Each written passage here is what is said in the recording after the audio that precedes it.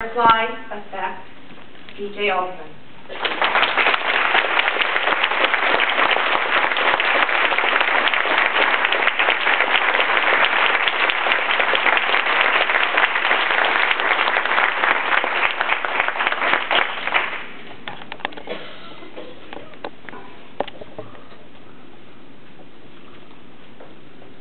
A group of scientists developed a computer model to simulate weather. They thought they'd taken everything into account and managed to arrange beautiful weather from Alaska to New Zealand. When they got back from lunch, storms, hurricanes, tidal waves raged around the globe. They traced back to see what could possibly have caused this and discovered it all began when a butterfly flapped its wings. The butterfly effect. Seemingly innocuous event that has enormous consequences. Madam Toastmaster, Mr. President, fellow Toastmasters, and our honored guest, Daryl was an odd-looking butterfly. Picture Daryl, scruffy-looking character with a scraggly beard and a big mouth that usually had both feet very firmly planted in it. He was an extrovert and a little bit deaf, so he tended to talk a little loud and a lot. It's not that Daryl deliberately tried to be rude. It's just that his mouth ran in one direction while his brain idled in another. Me? Neat, polite, and very much introvert. We were pretty much polar opposites, and our paths seldom crossed, except in the college math course. Near the end of one period, the professor asked, "Anyone have a solution to problem 23? One of the guys said, "Yes, he did. It was 3 pages long." Too long. Anyone had a short solution? I thought I did, and I put it up on the board. It was an elegant little 5-line proof, and it impressed Daryl. So much so, when he saw me at lunch a few days later, hey, he started talking to me from the doorway, came right over, sat down next to me, talking all the way. I smiled politely, looked the other way, and hoped he would go away.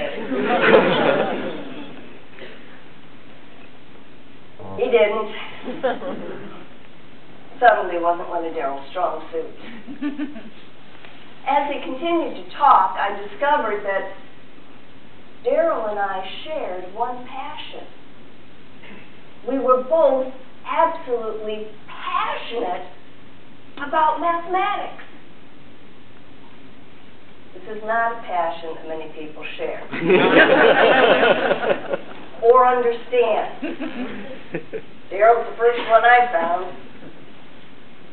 What a change to have someone who was as excited about math as I was. Daryl introduced me to John and Lisa, 2 more math fanatics. I now knew 3 people who shared my passion. Life was wonderful. John introduced me to the actuarial sciences, the math used by insurance companies and pension plans. He got me hooked up with an actuarial recruiter, and when I graduated, I got a real job as a consulting pension actuary. After about a year, the company transferred me from Chicago up to Minneapolis. That was a big change. Here I met Mary and Nancy. We got to be friends. They knew I was single. They knew Dennis was single. Where you have 2 singles, you have a potential couple.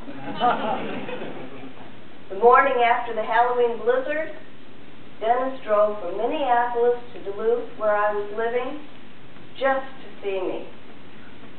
When he proposed, I had to say, I do. conference office and deal with 400 churches around the state. That's 400 sets of pastor, treasurer, secretary, and finance chair. Quite a change for a confirmed introvert who vastly prefers numbers to dealing with people. And all these changes happened because way back there, a Neanderthal butterfly named Daryl flapped his wings, and my life took a radical turn. History is replete with seemingly innocuous events that have changed its course. In 1488, someone helped a 13-year-old boy become an apprentice to a painter. 500 years later, people are still impressed with Michelangelo's sculpture, painting, and architecture. In 1816, 4 friends agreed that each would write a ghost story. Mary Shelley created Frankenstein, and indirectly hundreds of stories, movies, and Halloween costumes.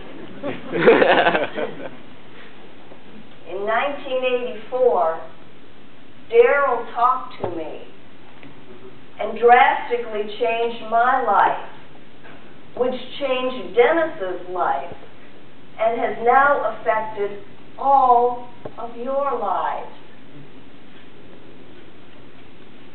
In 2008, what seemingly innocuous thing will you say or do that will change the course of someone's life and potentially change the course of history?